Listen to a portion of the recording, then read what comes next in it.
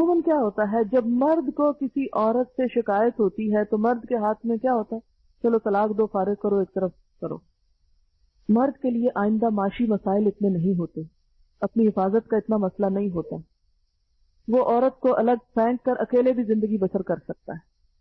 لیکن اگر کوئی عورت اس مصیبت میں گرفتار ہو گئی ہے کہ اس کا شوہر بد مزاج ہے، سخت ہے، یا اس کے حقوق پورے نہیں دیتا، اب وہ بیچاری کیا کرے؟ اسلام نے یہ نہیں سکھایا کہ وہ اس سے طلاق لے لے. اگرچہ خلا کا رستہ رکھا، لیکن پھر بھی معاشرے کی مجموعی بہتری کے لیے یہاں کیا سکھایا جا رہا ہے کہ کوئی حقوق کی کمی بیشی کر کے آپس میں کوئی راضی نامہ ہی رکھیں. کیونکہ عورت دوسری آپشن سوچے، اگر وہ طلاق لے لیتی ہے تو اس کے بچوں کا کیا ہوگا؟ وہ ایک چھوٹے مسئلے کے حل کے لیے ایک بڑے مسئلے میں گرفتار ہو جائے گی. تو یہ عقل مندی کی بات نہیں ہوتی کہ چھوٹے مسئلے کے حل سے بڑے مسئلے کھڑے کر لیں آپ، یا ناقابل حل مسائل شروع کر دیں آپ. آپ دیکھیں کہ بعض اوقات ہمیں کسی سے چھوٹی سی تکلیف پہنچتی ہے، ہم کیا کرتے ہیں؟ اسے گالی دے ڈالتے ہیں. کیا ہوتا ہے؟ وہ دوسرا 2 دیتا ہے، آپ اسے 1 لگاتے ہیں، وہ 2 مارتا ہے آپ کو، اور نتیجہ کہاں جا پہنچتا ہے. تو بہتر نہیں تھا وہ جو پہلے چھوٹی سی بات تھی اسے کڑوا گھونٹ پی جاتے، صبر کر لیتے. اللہ صبر کرنے والوں سے محبت رکھتا ہے. کسی سے چھوٹی سی تکلیف پہنچی، آپ نے غصے میں بڑا شدید ری ایکشن ظاہر کیا، اب جب آپ اس کو دیکھتے ہیں تو پریشان ہوتے ہیں، شرمندہ ہوتے ہیں، دل میں کڑتے رہتے ہیں، ایک ماحول پلوٹ ہو گیا. کیا پایا آپ نے؟ لیکن اگر آپ اس موقع پہ ضبط کر جاتے، صبر کر جاتے، نتیجہ کیا نکلتا کہ وہ شخص جس نے آپ پہ زیادتی کی وہ بھی شرمندہ ہوتا، اور شاید وہ خود معافی مانگ لیتا کہ میرا قصور تھا، میری زیادتی تھی. لیکن عموماً ہم ایسے مواقع پر کیا کرتے ہیں؟ جواباً شدید ری ایکشن ظاہر کرتے ہیں. وہ وقتی طور پر تو شدید ری ایکشن ہم نے کر لیا، پایا کیا؟ انسان دیکھے حاصل کیا ہوا؟ ہم پاتے نہیں، پھر کھو دیتے ہیں. تو ایسی تمام خواتین جو اپنے شوہروں کے ہاتھوں تنگ ہوں، ان کا یہاں حل بتایا جا رہا ہے کہ وہ تھوڑے سے صبر سے کام لے لیں، تھوڑے سے اپنے حقوق کو جانے دیں. اللہ دیکھ رہا ہے، اللہ اس کا بدلہ ضرور دے گا. اس کا حل صرف یہ نہیں کہ آپ گھر چھوڑ کے بھاگ جائیں یا جواباً شوہر کو پیٹنے لگیں.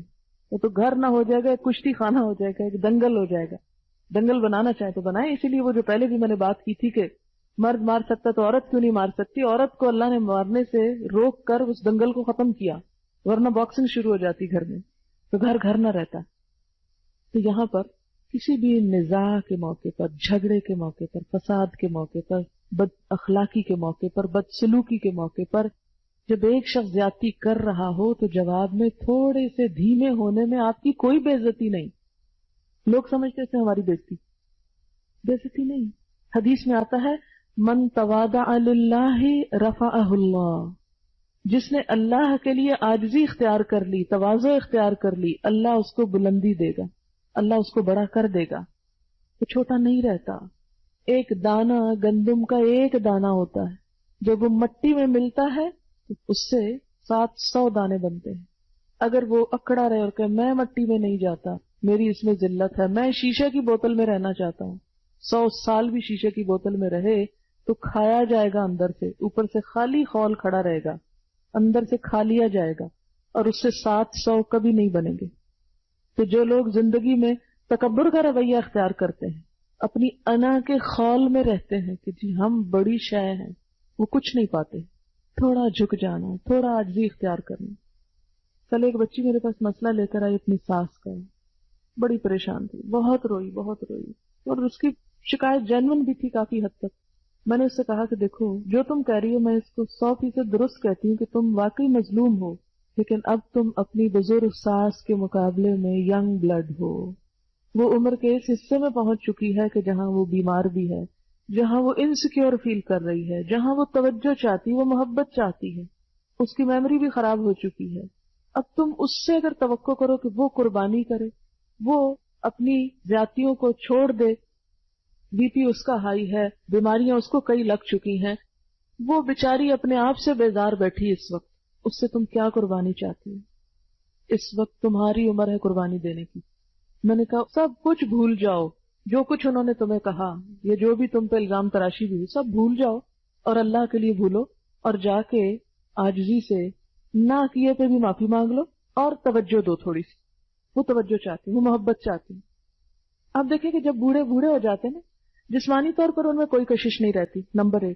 نمبر 2، اخلاقی طور پر بھی عموماً بوڑھوں میں کشش نہیں رہتی کہ وہ بہت بولنا شروع کر دیتے ہیں، بد زبانی کرتے ہیں، چڑچڑے ہو جاتے ہیں، بیمار ہو جاتے ہیں، بد اخلاق ہو جاتا ہے۔ اب بد اخلاق شخص میں کیا ہے؟ کوئی کشش نہیں، کوئی اس کے پاس پھٹکنا نہیں چاہتا، حتیٰ کہ اپنی اولاد بھی نہیں پاس لگنا چاہتی۔ وہ بیچارہ اپنے لیے خود ایک جہنم تیار کر چکا ہے، لیکن وہ مجبور ہے، کمزور ہے، اب اسے ہیلپ کرنا ہے، اسے نکالنا ہے اس سے باہر۔ تو ترس کرو اس بوڑھے انسان پہ جو اس کنڈیشن کو پہنچ چکا ہے، اسے اپنے مقابلے پہ لا کے مت سوچو، اپنی ریزننگ، اپنا انٹلیکٹ اور اپنی عقل مندی اور اپنی ہوشیاری اس پہ مت پرکھو، مت کمپیئر کرو۔ تم عمر کے کسی اور حصے میں اور وہ کسی اور حصے میں ہے۔ میں نے کہا اس کے اندر اب کوئی اٹریکشن نہیں، نہ جسمانی، اس عورت میں پھر شوہر کی وجہ سے بھی عورت انسیکیور فیل کرتی کہ اب میرے اندر جسمانی اٹریکشن نہیں رہی، شوہر مجھ سے بے نیازی کر رہا ہے، میرے اندر وہ اخلاق یا وہ اسٹیمنا نہیں رہا، میں بیمار ہوں، مجھے توجہ نہیں دی جا رہی۔ وہ ایسی نفسیاتی مریض ہو جاتی اس عمر میں پہنچ کر کہ اس کا اور کہیں بس نہیں چلتا، تو بہو ہی بیچاری جو گھر میں نظر آتی ہے اسی کے اوپر ہی سارا وار شروع کر دیتی۔ اب کیا کرنا ہے؟ اب کسی کو تو ہمت کرنا ہے نا ایک بیمار انسان سے نبٹنے کے لیے، جو نفسیاتی بیمار بھی ہے، جسمانی بیمار بھی ہے۔ آپ خدا کی خاطر اس شخص کے ساتھ حسن سلوک کریں، صرف اللہ کی خاطر، یک طرفہ دل جیتیں اس کا، اسے محبت دیں۔ ساس کے ساتھ معاملہ کرنے کا واحد طریقہ اس کو توجہ دینا، یہ دیکھنا کہ یہ توجہ چاہتے ہیں، آپ توجہ دیں گے، آپ محبت دیں گے، اور ڈانٹ کھا کے بھی محبت دے دیں گے تو آپ کا کچھ نہیں جائے گا، گھر کا ماحول ٹھیک ہو جائے گا۔ اور جب آپ کھینچا تانی شروع کرتے ہیں، اس نے ایسا کیوں کہا، فلاں موقع پہ ایسا کہا، فلاں جگہ میری یوں بےزتی کر دی، فلانی جگہ یوں بول پڑ، معذور سمجھیں اس کو اور بھلا دیں، ورنہ اس کشمکش کا کچھ نتیجہ نہیں۔ نتیجہ یہ کہ آپ بھی نفسیاتی پاگل ہو جائیں گے۔ بہت سی نوجوان لڑکیاں پاگل پن کے دورے پڑنے لگتے ہیں ان پر اس قسم کی کشمکش میں رہ کر۔ تو اللہ تعالیٰ کیا بتا رہے ہیں؟ یہاں شوہر کی بات کی گئی، ساس کی تمہیں ضمنی لے آئی۔ بسا اوقات مردوں کے اندر ایسا پاگل پن ہوتا ہے، فرمایا ان امرأۃ خافت من بالها نشوزا او اعراضا، کہ شوہر توجہ نہیں دے رہا یا سرکش ہے، بدسلوکی کرتا ہے، تو بھی عورت صرف یہ نہ سوچے کہ میں اس سے الگ ہو جاؤں، اگر ہو جائے۔ کل شام ایک ٹیلی فون مجھے آیا، اس میں بالکل ایگزیکٹلی یہی مسئلہ تھا ایک عورت کا کہ مجھے کیا کرنا چاہیے۔ دونوں خرابیاں شوہر میں، نشوز بھی ہے، اعراض بھی ہے، کہ بات کرتا ہے تو بد اخلاقی سے، ورنہ روٹ جاتا اور کئی کے دن بات نہیں۔ کیا کرے عورت؟ ہے پریشانی۔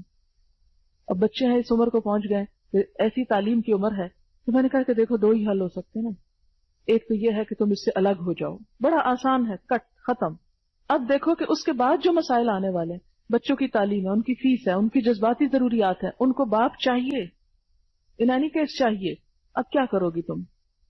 وہ سارے مسائل جو اس مرد کی غیر موجودگی میں پیش آنے والے، اگر وہ زیادہ بڑے ہیں اس بد اخلاقی سے، تو پھر اس پہ صبر کر لو، اور اگر وہ مسائل چھوٹے ہیں تو آگے اللہ تعالیٰ یہ حل بتاتا، پھر الگ ہو جاؤ، مت جلاؤ اپنے آپ کو۔ تو 3 حل بتائے گئے ان آیات میں۔ پہلا حل، فلا جناح علیہما ان یصلحا بینہما صلحا، کوئی حرج نہیں کہ اگر وہ آپس میں اپنے حقوق کی کمی بیشی پر کچھ صلح کر لیں، دونوں طرف سے حکم مقرر کر کے کچھ قربانی کر لیں۔ اور اس میں بھی صرف عورت کو نہیں کہا جا رہا، دونوں کو کہا جا رہا ہے اصلاح کرو۔ والصلح خیر، اصلاح بہتر ہے، صلح بہتر ہے، لیکن صلح کیوں نہیں ہو پاتی؟ وَأُحْضِرَتِ الْأَنفُسُ الشُّحَّ، نفس بخیلی کی طرف زیادہ مائل ہوتے ہیں، خود غرضی۔ شح بخل کی ایک قسم ہے، اور یہ ذرا شدید ہے، خود غرضی کے معنوں میں یہاں ہے، ایسا بخل جس میں ہرس ہو اور عادت بھی بن گیا ہو۔ ہمیشہ آپ دیکھیں گے کہ 2 لوگوں میں اختلاف کی وجہ ہرس ہوتی ہے، ہرس۔ ایک شخص دوسرے شخص کا لحاظ کیے بغیر صرف اپنا مطالبہ پورا کرنا چاہتا ہے، اپنی ضرورت پوری کرنا چاہتا ہے، اپنا فائدہ چاہتا ہے، اور اس ذہنیت سے ایک شخص دوسرے سے غیر مطمئن ہو جاتا ہے۔ تو صحیح مزاج کیا ہے؟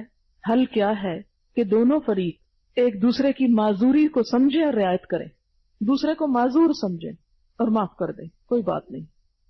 جب پتہ ہے کہ میاں میں یہ کمزوری ہے تو اس کی کمزوری کو، آپ دیکھیں کہ بعض لوگ جسمانی طور پر ہینڈی کیپ ہوتے ہیں، بینائی نہیں، دیکھتے نہیں، اندھا ہے، بازو ٹوٹ گیا، پاؤں لنگڑا ہے، کوئی اور خرابی ہے، تو انسان ان کے ساتھ بھی تو نبھا کر لیتا ہے نا۔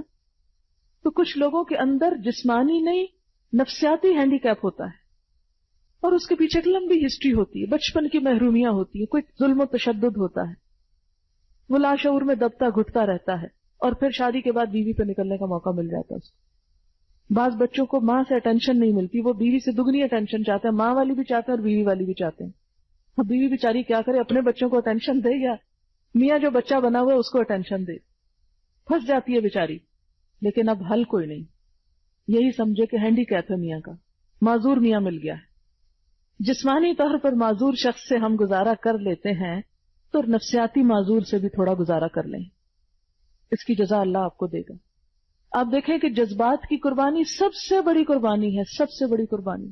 مال کی قربانی بھی انسان دے دیتا ہے، لیکن جذبات کی قربانی ناممکنات میں سے ہوتی۔ کیوں؟ اس لیے کہ مثلا مال ہے نا، تو ایک دفعہ دیا تو بس گیا، ختم ہو گیا، بھول گئے آپ اس کو، لیکن جذبات جو دل میں بیٹھا ہے اسے کیسے نکالیں؟ اسے اپنے سے کاٹ کے الگ کر نہیں سکتے نا آپ، مصیبت ہے۔ آپ کا ہاتھ پاؤں خراب ہو جاتا ہے تو اس کے تو کاٹ سکتے ہیں آپ، یہ کچھ چیزیں ایسی ہوتی ہیں جن کو آپ کاٹ نہیں سکتے۔ تو جہاں انسان جذبات کی قربانی دیتا ہے، اور تھوڑے دن کی بات ہے نا، بہت جلدی چلے جانا یہ سب کچھ چھوڑ کے، اس کی قربانی بھی، اس کی جزا بھی بہت بڑی ہے۔ اسی لیے کہا نا کہ پہلوان وہ نہیں جو اپنے مد مقابل کو ہرا دے، پہلوان وہ جو غصے میں اپنے آپ کو ہرا دے، اپنے آپ کو کنٹرول کر لے، اس کا درجہ زیادہ بڑا ہے۔ فرمایا کہ ان ساری جذباتی کشمکش کے باوجود کیا کرو، صلح ہی کر لو تو اچھا ہے۔ والصلح خیر، بڑی بھلائی ہے صلح میں۔ واحضرت الانفس الشح، لیکن اتنے خود غرض ہوتے ہیں، ہر انسان اپنا مطالبہ چاہتا ہے، وہ کہتا ہے کہ میں کیا کروں، مجھے اٹینشن ملنی چاہیے، میرا حق زیادہ ہے، میری جذباتی سیٹسفیکشن ہونی چاہیے۔ فرمایا احضرت الانفس الشح، کوئی نہیں، اللہ کی خاطر تھوڑی سی قربانی کرو، ہمت کرو۔ وَإِن تُحْسِنُوا، اگر تم اچھا کرو گے، احسان کرو گے، وَتَتَّقُوا، اور تقوی کرو گے، فَإِنَّ اللَّهَ كَانَ بِمَا تَعْمَلُونَ خَبِيرًا، تو یقیناً اللہ تمہارے اس طرز عمل سے بے خبر نہ ہوگا۔ اگر انسانوں نے قدر نہیں کی تو کوئی بات نہیں، اللہ بے قدری نہیں کرے گا، وہ اس کا صلہ کئی گنا زیادہ دے گا۔ اچھا، ہم عموماً کیا کرتے ہیں جب کوئی مسئلہ حل کرنا چاہتے ہیں تو پچھلے قصے چھیڑ بیٹھتے ہیں۔ کئی دفعہ ایسا ہوتا ہے میاں بیوی آپس میں جھگڑتے ہیں تو پچھلی باتیں کھودنا کریدنا شروع کر دیتے ہیں۔ تو میرے پاس کبھی کوئی آئے مشورہ لینے میں، ہمیشہ اس کو سمجھاتی ہوں کہ دیکھو، اگر تم چاہتی ہو کہ میاں کے ساتھ تعلقات درست ہوں تو اس کی پچھلی ساری غلطیاں بھولو، اس کو ایک کا بھی احساس نہیں دلانا، پچھلی کوئی بات نہیں کرتی، خواہ وہ کتنی زیادتی کر چکا۔ کیونکہ جب بھی ان میاں بیوی کے درمیان کوئی جھگڑا ہوتا ہے، لڑائی ہوتی ہے، پھر صلح ہوتی ہے، پھر ایک دوسرے کو معاف کرنے کی بات ہوتی ہے، تو معاف کر کے پھر آپ یاد کرا رہے ہیں، یہ کیا کر رہے ہیں؟ جس چیز کو آپ نے کسی کی معاف کر دیا پھر آپ اسے کیوں یاد کروا رہے ہیں کہ یہ تم نے فلانے موقع پہ بھی ایسے کیا تھا؟ نہیں، اس کو بار بار مت چھیڑیں۔ جب دفنا دیا تو دفن ہی رہنے دیں، گڑے مردے اکھاڑنے سے کیا حاصل ہوگا؟ کیا ہاتھ میں آئے گا؟ مٹی۔ جب آپ کسی مسئلے کو حل کرنے کے لیے پچھلی بھی باتیں اٹھا بیٹھتے ہیں تو ہوتا کیا ہے؟ ذرا حالات اور تلخ ہو جاتے ہیں اور بغیر کسی نتیجے کے ختم ہو جاتے ہیں، کوئی فائدہ نہیں ہوتا۔